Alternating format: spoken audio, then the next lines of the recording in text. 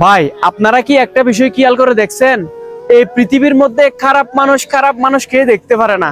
ঠিক আছে, এই পৃথিবীর মধ্যে ভালো মানুষের দাম, খারাপ মানুষের দাম আখিরাতের মধ্যেও নাই, এই পৃথিবীর মধ্যেও নাই। দেখেন ভাই, ফর এক্সাম্পল, আমি একজন সুর, আমি ধরেন আরেকজন সুরকে বলবো যে তোর ও তো চুরি করে খাই। আমি ধরেন একটা ডাকাত, আমি আরেকটা ডাকাতকে বলবো ও তো ডাকাতি করে চলে।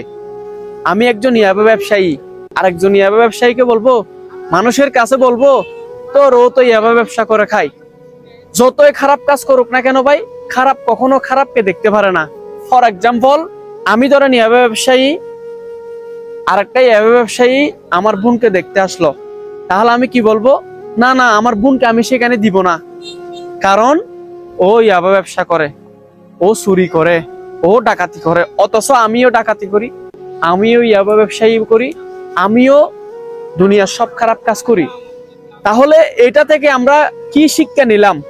এটা থেকে আমরা শিক্ষা নিলাম, এই দুনিয়ার মধ্যে আল্লাহর বিরুদ্ধে যে ব্যক্তি কাজ করবে, হযরত মুহাম্মদ সাল্লাল্লাহু আলাইহি ওয়াসাল্লাম আমাদেরকে যেভাবে আদেশ নির্দেশ দিয়েছেন, এর বিরুদ্ধে যদি যে কাজ করে, তার এই পৃথিবীর মধ্যে কোনো দাম নাই, আখিরাতের মধ্যে কোনো দাম নাই। সে কারণে দয়া করে বলি ভাই, আপনারাও সচেতন হন এবং ভালোভাবে চলেন, এবং আল্লাহ পাক যেভাবে বলছে সেভাবে চলার চেষ্টা করেন। ইনশাআল্লাহ দুনিয়ার মধ্যেও সম্মান পাবেন, আখিরাতের মধ্যেও সম্মান পাবেন।